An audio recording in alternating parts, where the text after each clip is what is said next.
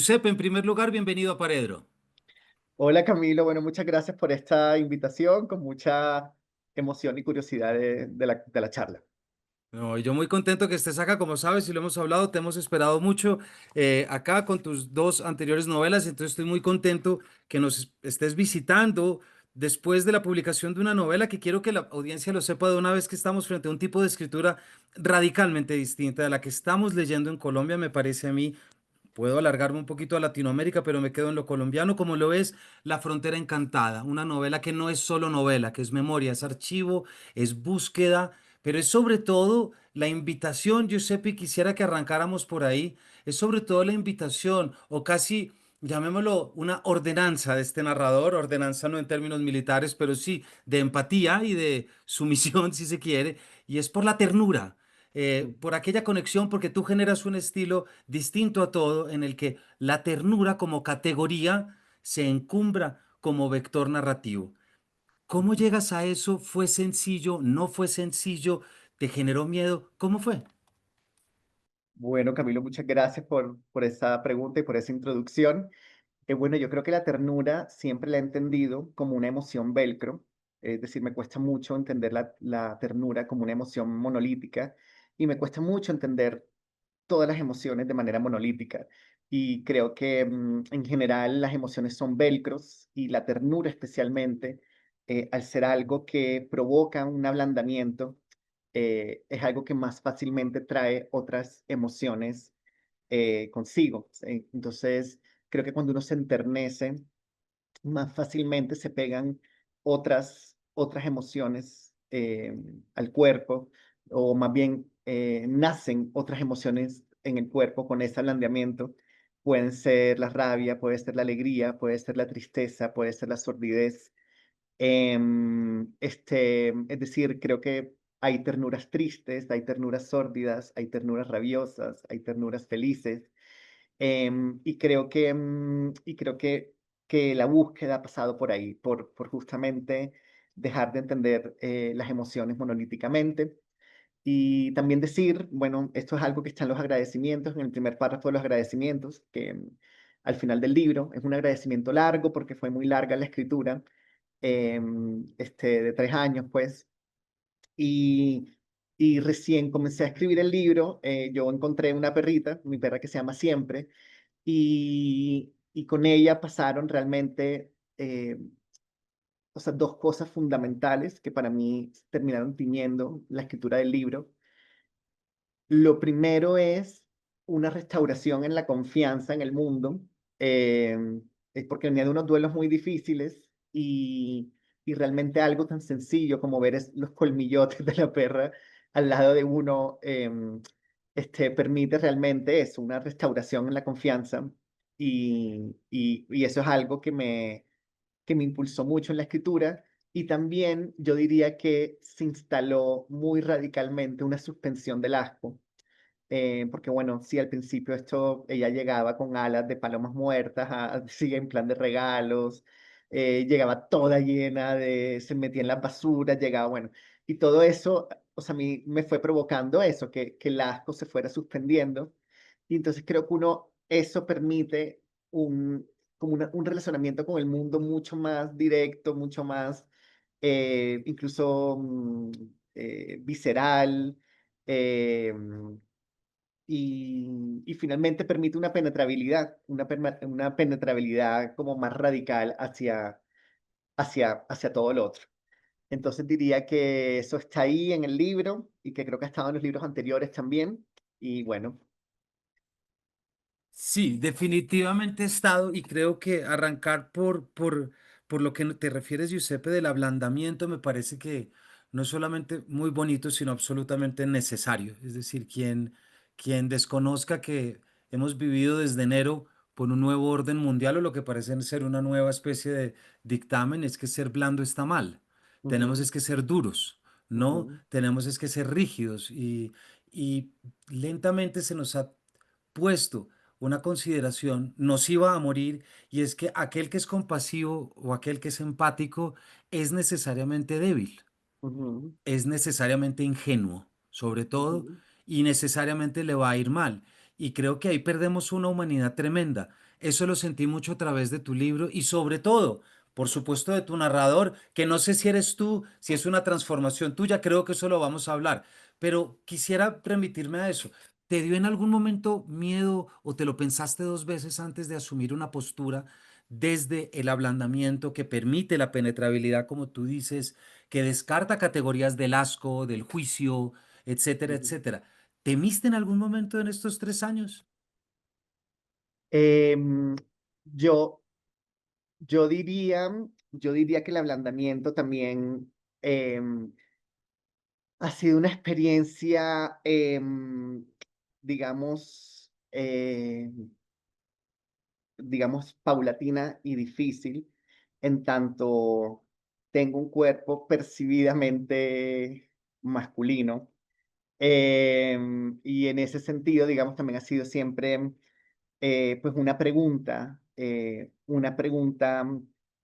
em, para mí de cómo trabajar estos temas eh, con una conciencia tan clara de unos valores culturales, no solo unos valores sociales, sino también unos valores sociales dominantes, como por ejemplo la contención, ¿sí?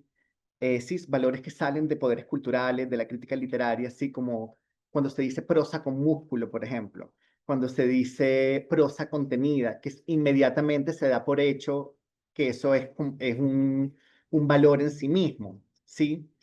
La verdad, he tenido siempre como una gran relación con la cultura popular latinoamericana, una cultura que es maximalista, una cultura, digamos, si pensamos en los melodramas, en las baladas, en las rancheras, en los boleros, ahí el pacto que está clarísimo en esas obras de arte, es que entre más exterior un sentimiento, más real es.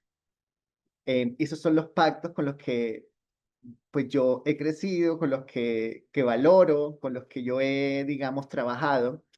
Y creo que eh, el minimalismo, la contención, eh, a veces pienso que son valores que hemos importado y o sea, que realmente no tienen que ver con nuestra cultura popular. Entonces yo pasaría por ahí. Entonces, en ese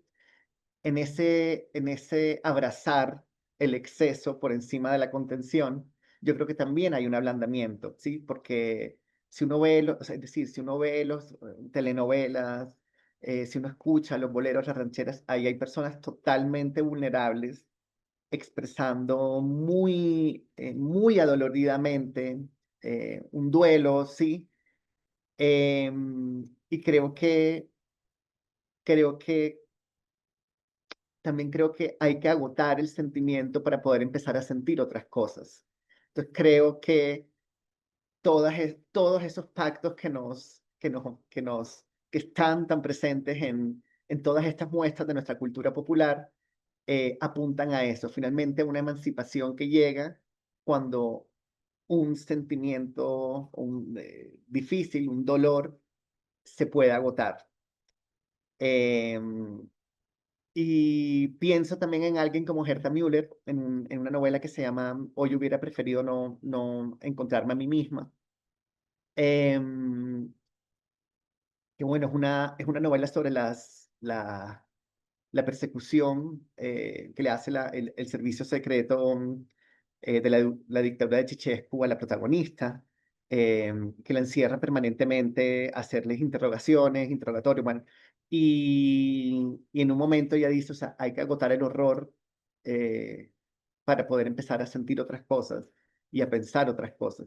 Y creo que así como hay que agotar el horror, también hay que saber agotar em, eh, todos los demás sentimientos posibles para siempre darle paso, a nuevos pensamientos. Y hay algo en esa búsqueda, Giuseppe, y creo que arrancamos ahorita, tú arrancaste leyendo este primer fragmento en el que en el tiempo más deseante y difícil de mi vida, a orillas de un río perezoso, un loco me dijo una noche, ¿verdad? Yo creo que es un comienzo precioso, porque es un comienzo en el que no sabemos si estamos insertos en la fábula, en el mito, en la parábola, desde dónde estamos pensando. Por lo que sí sabemos es que estamos frente a la enunciación de la contemplación de una herida, Ujú, de un suceso fundacional, no quiero decir traumático, de pronto, pero sí fundacional. Quisiera ujú, que, ¿por qué no nos hablas un poquito del punto de partida? Porque ujú, quien llegue a esta novela se va a dar cuenta que arranca desde esta especie de contención, de fábula, pero luego entra una cuestión doméstica real, visceral, ujú, absolutamente palpable. ujú. Arrancas por Gracias, ahí. gracias por hablar del comienzo, porque este fue un libro, digamos, yo mis libros anteriores, si bien nunca decir, yo nunca he escrito relatos en uno, que siguen un orden cronológico, sino que van saltando en el tiempo. Los dos primeros libros sí los escribí en orden, es decir, de la primera a la última página en orden. Y este libro lo escribí completamente, o sea, es decir, fue verdaderamente en desorden. Yo pensaba que, por ejemplo, de las primeras cosas que escribí son unas escenas que están al final, que es cuando a mí me pusieron gafas por primera vez, que yo pensaba que con las gafas iba a poder ver los planetas en el cielo, bueno. Entonces, claro, porque Qué bueno. entonces yo decía, ok, este tramo queda, pero no está en el comienzo. Entonces fui, o sea, realmente como todo el proceso del libro sí fue lograr como ordenar las escenas. Y hablabas de lo mítico, y sí, para mí lo mítico, o sea, yo entiendo el mito de dos maneras, como lo que es transhistórico, es decir, como una estructura afectiva, una estructura de poder y afectiva que se prolonga en el tiempo, ¿sí? Y entonces es una imagen que se vuelve es transhistórica. em, y entiendo también el mito como las primeras personas que conocimos en el mundo y en la vida.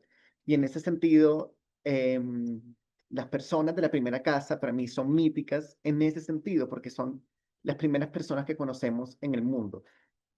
O sea, en ese sentido, para mí tienen un carácter mítico. Y claro, y la infancia para mí, digamos, escribir sobre la infancia es que inevitablemente si te ubica en ese lugar, o sea, es decir, entiendo que hay muchas maneras posibles de escribir la infancia, entiendo que hay muchas maneras, que ha habido muchas poéticas de la infancia y que seguirá habiendo y que se pueden seguir explorando, pero para mí inevitablemente requieren un relacionamiento con el mito. O sea, para mí es inevitable pensarlas como mito. Em, y en ese sentido, como es un libro que, digamos, sí abarca como un tiempo de vida del narrador como muy amplio, para mí era importante también dar la pauta de cuándo cambia la voz. Entonces hay un momento que una amiga de la casa, Mirita, le dice al niño como, oye, te está cambiando la voz. Y ahí se cambia el código y ya él ya pronto entra una escritura sexual en el libro, que para mí es el momento de, de pasar a una adultez, en el sentido de que la escritura sexual muy fácilmente se puede recibir con pudor, con remilgo, se puede recibir como con un deseo, como si hubiera un deseo de escándalo, por ejemplo, ese tipo de situaciones que para mí son, como decía Juan José Saer, formas de la virginidad. Entonces, es pasar justamente al cambio de registro. Pero entonces, volviendo a la pregunta, diría eso, que el mito para mí es lo transhistórico, como tú decías, son unas imágenes fundacionales que por su impacto óptico perviven en la memoria, perviven en el tiempo. Y, y creo entonces, y que luego, digamos, a medida que el protagonista crece y se va formando una distancia con esas imágenes que provocaron un impacto óptico, ya se puede, digamos, provocar un pensamiento o una teoría sobre eso que se vivió. Dicho esto, y para volver a todo el tema de la contención, del exceso, del desborde que hablábamos antes, yo no creo que la distancia sea un valor literario per se. Sí, porque eso también siempre, sí, sí, como que también siempre se da por hecho como escribió con distancia sobre tal cosa, es decir, también se puede escribir desde la cercanía y la emocionalidad absoluta sobre algo, ¿sí? Y para mí es un tema de el tiempo en el que se narra algo. Entonces, claro, un impacto óptico como lo es ver al padre en un brote psicótico, acostado en la cama matrimonial, rodeado de jaulas. Es decir, para mí primero eso tiene que ser escrito desde la total cercanía y, y conmoción ante la imagen, ¿sí? Ya luego se piensa, ¿sí? Entonces, respondería de esa manera. Y Ay, por último, no sé si me alargué mucho, pero no, por favor, hombre. por último, y también pensando en el mito, porque claro, cuando escribía los mencionados agradecimientos, yo al final, por supuesto, quería agradecer pues, a mi familia. Y sin embargo, pues es un libro que sí quiere repensar un ordenamiento efectivo que pasa por la familia. Y desde la alegría y la ternura y la compasión, sí, porque muchas veces uno dice, eh, sí, como que hay que repensar la familia e inmediatamente crece un sentimiento de orfandad, sí, como, bueno, y entonces, ¿pero qué vamos a hacer? ¿Qué vamos a pasar? Sí, como, ¿hacia dónde sería eso? Y creo que justamente se apunta es a transformar los lazos, no a transformarlos muy verdaderamente y radicalmente, no necesariamente a dinamitarlos. Sí, sí, de Y en ese acuerdo. sentido, para mí fue importante entonces pensar cómo digo esto, cómo hago este agradecimiento. Y por eso lo puse como gracias a toda la gente de la primera casa o de la casa original. Y ahí entra alguien como Margie, sí, que era permanentemente en la casa, eh, la empleada que tiraba las bombas de verdad. La que tiraba las bombas de verdad, y no jugaba a todas estas formas de dominación teñidas de amor, tipo es como de la familia, ese tipo de cosas, ¿sí? Para mí siempre fue un horizonte de emancipación, y verdaderamente una inspiración política. Entonces ahí, al decir la gente de la casa original, ella entra muy horizontalmente Claro. en esa lista y de la manera como ella se relacionaba con nosotros. Giuseppe, hay algo muy bonito que estás diciendo y que creo que nos da para estar, y aquí también tú eres profesor de la escritura creativa del Instituto Cari Cuervo, es decir, de los grandes promotores con otros amigos también aquí de la casa, y normalmente se enseña que la cercanía no funciona porque te Ujú, sientes juzgado, porque te sientes interpretado. Entonces nos dicen, busca la ficción, busca ujú, la metáfora, busca la parábola, escribe sobre ti, pero a través de otro, pero siempre la vida está ahí de por medio, ¿verdad? Y tú sabes, tenemos alumnos que están en estas y dicen, pero es que ¿cómo voy a escribir esto de mi abuelita? Y dices, pues es que no es tu abuelita cuando escribe sobre ella. ¿Cierto? ujú. Entonces, esta idea de la distancia, me pregunto si conectándolo con lo que hablabas al principio de la búsqueda del agotamiento, para Ujú, poder agotar las cosas y entenderlas, ¿cómo hiciste para dentro de esto manejar, a pesar de la cercanía, porque yo creo que una cosa es cercanía y otra cosa es lo que te va a preguntar, ¿cómo lograste diferenciar ficción de autobiografía? ¿O ahí también hubo un agotamiento en el que sencillamente dijiste, esto está abierto y entra lo que sea? ujú. Bueno, es que yo creo que inevitablemente uno ficcionaliza. Uno ficcionaliza desde lo más básico, en la microescritura. Por ejemplo, esto, digamos que yo recuerdo perfectamente que el día de tal escena yo tenía un pantalón rojo. Y sin embargo, digamos que en la oración anterior que escribí, no sé, aparece la palabra cojo. Entonces, cojo obviamente provoca una rima horrible con rojo, pues este tipo de rimas no me gustan. Entonces ya yo inmediatamente la cambio a pantalón verde. O sea, Ya, ya. en un gesto así de mínimo, ya uno empieza a ficcionalizar. Pero también se ficcionaliza, digamos, para mí, digamos, eh, o sea, es decir, como que yo siempre en todos mis libros he hecho un pacto de no ficción hacia mí mismo. Y entonces he Sí. tomado las decisiones que no es lo mismo que mostrar el libro como un pacto de ficción, de no ficción hacia los lectores. Entonces yo en cada uno de los libros he tratado de tomar la decisión que me permita tener ese pacto de no ficción conmigo mismo con total tranquilidad. Entonces, en Un Mundo Huérfano y en Estrella Madre, pues son unas ciudades imaginadas. Ya el hecho de que sean ciudades imaginadas ya me permite a mí continuar con ese pacto. Y acá es lo que decías, pues ese terreno ya de fábula, mito que entra, también me permite ese pacto de no ficción. Dicho esto, el libro no es exactamente una memoria, pues porque digamos, es decir, hay personajes de la vida real que fueron como condensados en un solo personaje. Sí, o sea, es decir, para mí es más que todo un juego con el archivo, un juego con la memoria. em, y claro, lo que quería era provocar, como buscar un extrañamiento entre los dibujos, por ejemplo, que claro, yo sí dibujaba obsesivamente pájaros. em, bueno, por esa escena que mencionaba del padre rodeado de jaulas.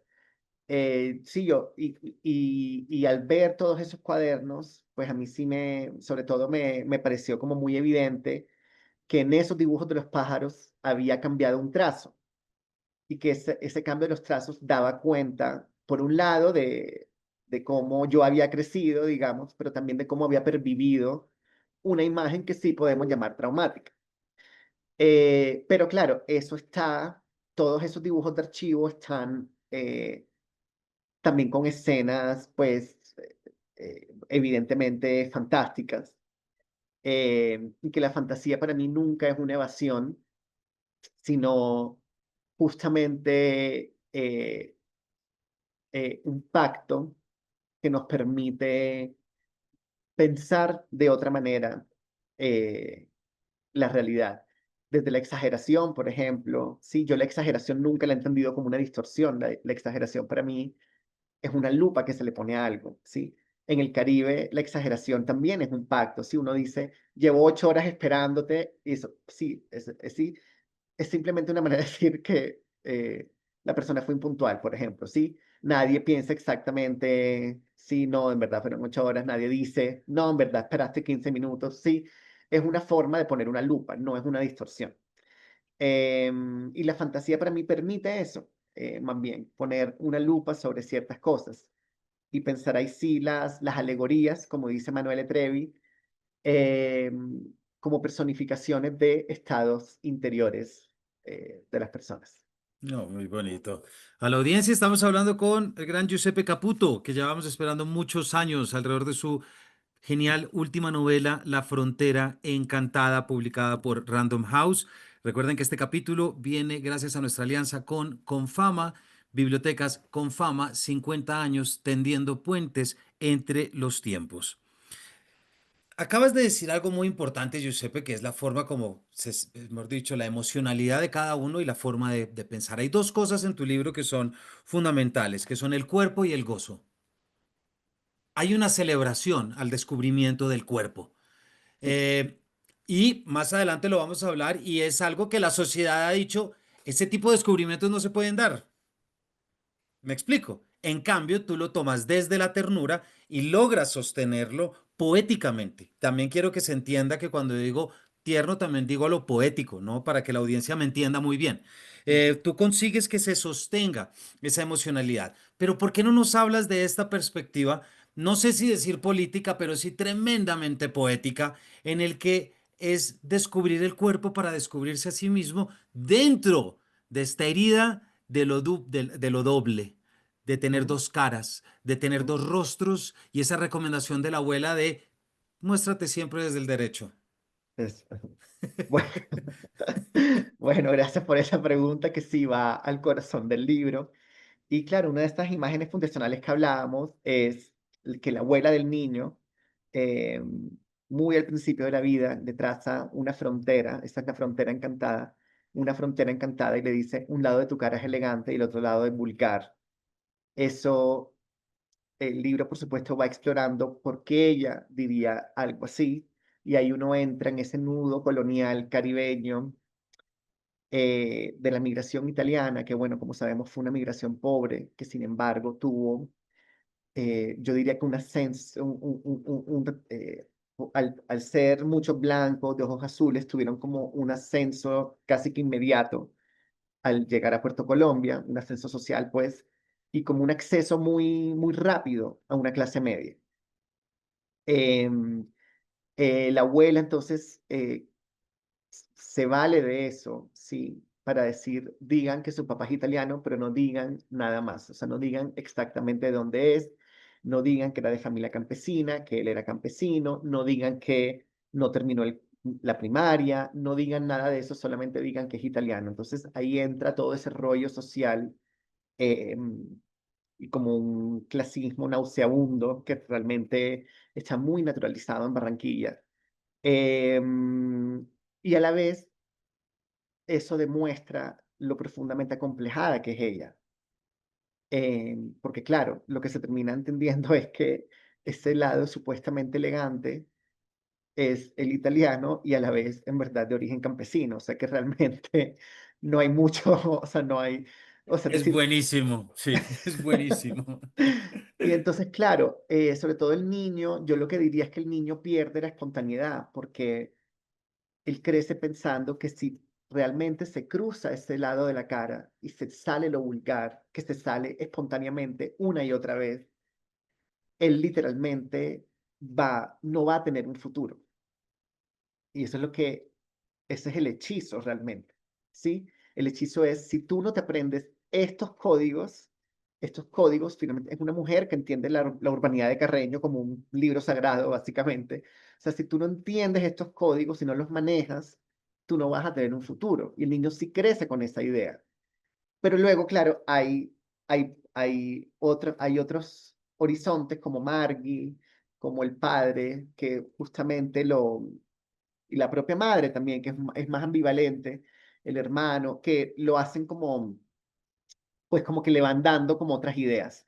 Entonces, yo creo que el libro, para ya responder directamente el tema del gozo y del cuerpo, yo creo que el libro sobre todo busca, busca muy radicalmente poder regresar a la espontaneidad, a desmilitarizarse, a, a, a que se quiebre para siempre una rigidez y la sensación del gran ojo encima. Entonces, pero claro, para hacer eso yo sí creo que ahí sí hay que agotar la herida. Entonces hay una parte que dice, después de contar la herida, contar la historia del deseo. Y creo que esa es la poética del libro y eso es lo que el libro hace. O sea, después de que él mira como muy a fondo la herida, y sobre todo la manera como esa herida creció, ¿sí? En el tipo de relacionamiento que tiene con la familia, con amigos, con amantes, ¿sí? Cómo esa herida va creciendo. La mira, la entiende, la agota, pero claro, es muy fácil quedar atrapado en la herida y eso también es como una discusión que tiene con otros amigos, ¿sí? Si hay, o sea, el narcisismo que puede resultar en quedarse mirando la herida y regodearse en la herida. Entonces, eso se aborda también, o sea, se aborda los problemas de todo eso para ya luego pensar también muy enternecidamente en el deseo y sobre todo en el deseo sexual como un deseo social. Y claro, yo tengo 43 años. Es decir, mis primeros recuerdos de la crisis del SIDA, por ejemplo, es que todavía no se sabía bien cómo la gente, cómo podía contraer el virus. Entonces, a mí, por ejemplo, me decían, no salgas a la calle descalzo porque se te puede pegar el SIDA por los pies. Sí, o sea, hubo un momento como que realmente, claro, que da risa ahora, pero claro, No, claro, entonces claro. salían los raspados, ¿sabes? Como que uno escuchaba como la corneta del raspado y uno salía como, ay, que era un raspado y era el grito de, cuidado, se te pega el SIDA por los pies. Entonces, claro, es una generación ensanduchada en que no le tocó, digamos, perder amigos, perder la vida, pero sí creció como con toda esta paranoia, este miedo.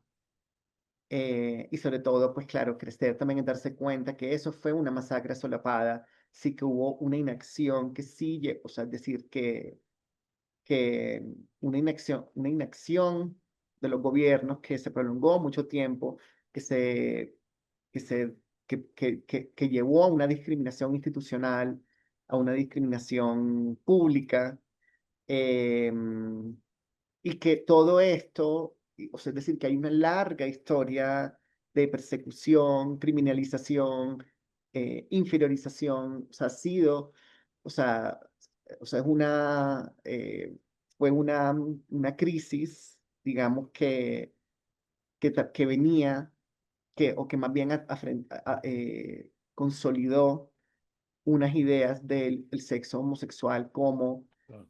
un sexo bíblicamente injuriado, históricamente perseguido, etcétera, y que ahí tuvo un momento, pues, eso, de gran violencia ladina.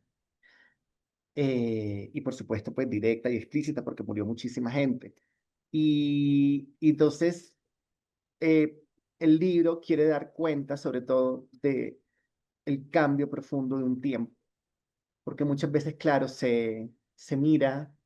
se miran las marchas y se dice, ay, están mercantilizadas, y sí lo están, y es muy fácil que se desactive políticamente toda esta lucha social.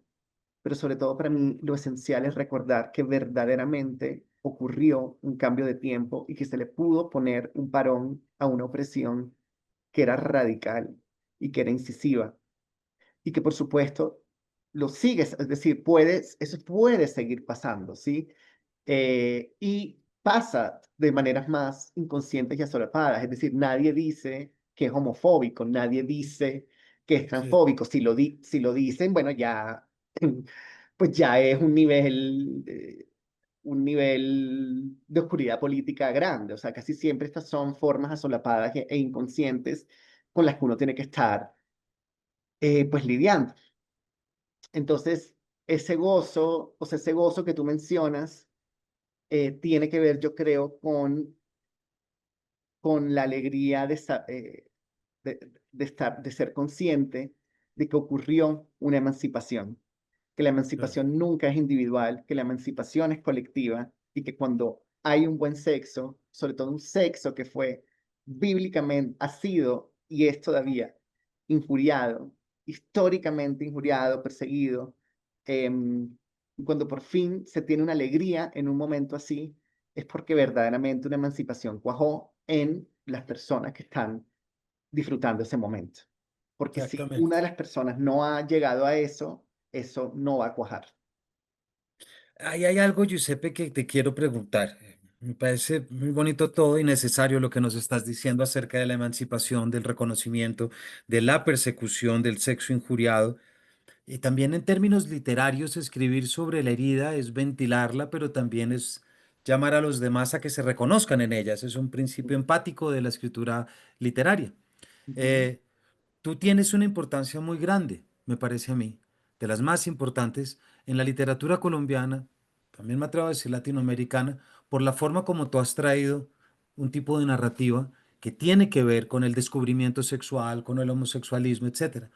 Pero no sé si estoy en lo correcto al decir que esta es una novela LGBT ah, ya. o que esta es una novela queer, porque Ujú, creo que si digo eso, estoy poniendo algo extraliterario por encima. Y si la ujú, novela es buena, ya en su corazón tiene la pertinencia de la temática que está escogiendo. Me gustaría hacerte esa pregunta tanto como autor, pero también como profesor. ujú. Bueno, es una pregunta que yo he respondido, es decir, es una pregunta, por un lado, hay que dirigir la dificultad de la pregunta para poderla responder. Y para mí Exacto. la dificultad de la pregunta radica em, en que si sacamos la mal llamada etiqueta LGBT, yo inmediatamente la percibo como un enclosetamiento. Em, sí, Ya te entiendo. me gusta mucho un libro de María Teresa Andreto que se llama Hacia una literatura sin adjetivos, y sin embargo, según mi experiencia lectora, eso que llamamos adjetivos, eh, a mí me dieron una gran orientación. O sea, me explico, o sea, yo tenía Sí, 16, sí, 17 totalmente. años y yo llevaba, es decir, yo no leía nada que verdaderamente me hablara y lo que yo me la pasaba leyendo era y viendo por televisión, en las películas, eran representaciones totalmente injuriantes eh, de las personas como yo, ¿sí? Em, y entonces, esto es algo que yo he dicho muchas veces, pero yo, tipo, como cuando tenía como 18 años, leía El Diablo de la Maldita Primavera de Alonso Sánchez Baute, mientras yo vivía en Chapinero, y a mí como que el mundo se multiplicó, porque yo decía, yo no, o sea, toda esa escena gay que él habla en el libro, yo no la había visto, es decir, yo no sé si yo estaba tan conflictuado en ese momento, tan perdido, que yo no lo sabía ver, y el libro me mostró que ahí cerquita había otro mundo y otra vida posible, que eso es cuando Dorothy llega a Oz y le dice a Otto, creo que ya no estamos en Kansas". Esa es la experiencia, esa es totalmente la experiencia de, de ir a un bar gay por primera vez. O sea, realmente es un mundo que estaba ahí cerquita, que se cruza un umbral y de repente no solo es un mundo, sino una vida alegre posible y una vida libre posible y una vida realmente con otros códigos.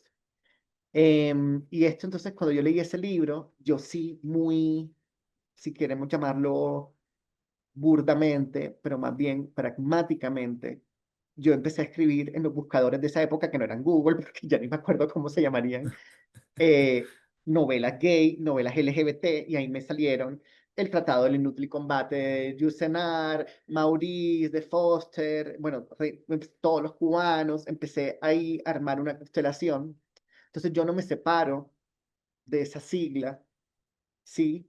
Porque Sí, te sobre todo entiendo para mí perfecto. tiene, y yo creo en un arte útil, y en esa constelación brillan voces como Jean Genet, como Annie Ernaux, como Didier Ribon, eh, estos autores franceses que realmente han sido también un horizonte para mí. Y cuando digo útil, es un arte que ayuda a desarrollar una conciencia política, sí, que no reitera el mundo, sino que realmente lo reimagina y ayuda Mm, a reimaginarlo. Em, Dicho esto, o sea, es decir, y sobre todo también pienso que esas que es una acción como sáquenle y no metan la palabra gay por ninguna parte en la novela o como en la comunicación de la novela, ahí hay un miedo de perder a un autor, a un lector heterosexual, digamos, ¿sí? A un lector que va a decir, pero es que esto no tiene nada que ver conmigo, esto a mí no me interesa, esto a mí... Y eso, por ejemplo, es lo que hablábamos de una homofobia inconsciente o asolapada, digamos, ese exactamente. tipo de aproximación. Entonces yo la he respondido así, pero dicho esto, a mí verdaderamente lo que me interesa es la discusión estética. Entonces, asimismo, como acabo de decir todo esto, también reconozco que hay muchas obras que podríamos llamar LGBT o literatura LGBT que son muy normativas, que estéticamente no son interesantes, em, que ponen el amor romántico en el centro, cuando a mí la verdad, pues yo creo que eso también es algo que hay que repensar ya muy radicalmente, es decir, sí creo que hay que crecer y pensar otras formas del amor. Em, y entonces para mí lo queer pasa más por la discusión estética. Entonces, es decir, para mí queer también es Mario Lebrero, o sea, es decir, Feliberto Claro. Hernández, Circe Maya, sí, bueno, yo amo muchos autores uruguayos, Cristina Peri Rossi, es decir, Cristina Peri Rossi sí, por supuesto, tiene libros que tienen el centro, digamos, lo homoafectivo, y sin embargo, para mí lo más queer en ella está en su propia escritura, en su propia poética, ¿sí? Entonces, para mí lo queer me interesa es desde lo estético y lo queer yo lo amplío, o sea, para mí va mucho más allá de lo identitario. Eh, y lo otro, sobre la herida, que yo creo que más que ventilarla, se trata de pensarla digamos, en voz alta, para crear quizás un diálogo de duelos alrededor de eso. Claro. Em, Porque ahí sí también, yo separaría el exhibicionismo de la intimidad. O sea, el exhibicionismo no es distinto a la intimidad. Totalmente, sí, Y, muy acertado. y para mí es buscar la intimidad. Eh, respondería así. Qué maravilla, Giuseppe, se nos acabó el tiempo. Me quedó una frase muy bonita que tú dijiste ahorita, bueno, de tantas que has dicho, pero leer novelas que no reiteren el mundo, sino que lo imaginen, Ujú. ¿verdad? Y frente a lo que estás diciendo, solamente traer eh, un episodio una vez en un status de Facebook de un alumno de la universidad en que se tomó su tiempo para hablar lo que supuso para él haber leído por primera vez El beso de Dick. Ah, sí, por Y lo supuesto. que supuso para él, eso que creo que es lo que nos estás trayendo, y Ujú, eso es estético y poético, eso no es ni ujú, ideológico ni nada más, eso es ujú. poesía, es la forma en que nos puede llegar a conectar, y creo que tal como nos lo acabas de decir, es clarísimo, y para quien le interese, que estoy seguro que serán muchos, este libro, pues este libro lo que propone. La Frontera Encantada lo que propone es precisamente un acercamiento estético por su forma, por sus componentes, es absolutamente no normativo, por supuesto, pero permite comprender el adjetivo desde una capacidad poética y yo creo que ahí es donde muchas cosas hacen clic. Giuseppe, muchísimas gracias por habernos acompañado, por habernos contado. No sé si quieres decir algo más acerca de lo que acabo de decir, por supuesto. Sí, bueno, bueno, reiterar la gratitud por la invitación, por tu lectura. Y sí, hablemos, decir una cosita de Fernando Molano, y es que sí, por supuesto que fue y sigue siendo un horizonte de futuro, un autor muy amado. Hay un homenaje a él en el libro. Y claro, yo digamos también, pues es decir, lo leí en su momento en fotocopias porque eran libros difíciles de conseguirlos de él. Y bueno, bueno, Planeta rescató su trabajo y ya es, por supuesto, mucho más fácil acceder a su trabajo. Pero decir eso, que yo primero lo leí desde la carencia, es decir, como desde el deseo, desde la carencia, pensando en la carencia como deseo. Pensaba que la carencia era deseo. Entonces lo leí como con una nostalgia por no haber vivido a los 16 años una historia como la de esos libros. Y sin embargo, creo que eso es una lectura que desactiva políticamente lo que él hace y que realmente sí hay que pasar de la carencia al deseo, así como hay que pasar de la herida al deseo. Y en un libro como Vista desde una acera, yo lo que más recuerdo cuando lo leí fue el momento en que él vincula eh, la maricada, digamos, con el café, cuando él va a trabajar a cafetales, y me pareció verdaderamente como una gran apuesta vincular eso, o sea, como llamémoslo un cuerpo trabajador mariposado, como digo yo en el libro, con pues el café que está pues tan central en nuestra historia económica. Entonces decir eso, o sea, que yo creo que a Molano hay que reactivarlo políticamente, así como a estas voces eh, disidentes, como Lemebel, Perlonger, Hopi, porque muchas veces son como, yo creo que inconscientemente se las domestica y se las deja de leer en su Sí. radicalidad. Pues gracias por esa última recomendación e idea que permite guiar muchas lecturas y muchas discusiones, Giuseppe. Muchísimas gracias por habernos Bueno, Camilo, acompañado de nuevo. muchos Y te lo saludos digo, y y esta es tu casa y ojalá estarás por acá muchas veces más. mil y mil gracias, ¿ah? Chao, chao. Y a todos ustedes, bueno, ya saben, La Frontera Encantada de Giuseppe Caputo, si están buscando lecturas para vacaciones, si tienen para regalar solamente buena literatura, ya saben dónde buscar. Gracias por habernos acompañado y nos vemos en una próxima.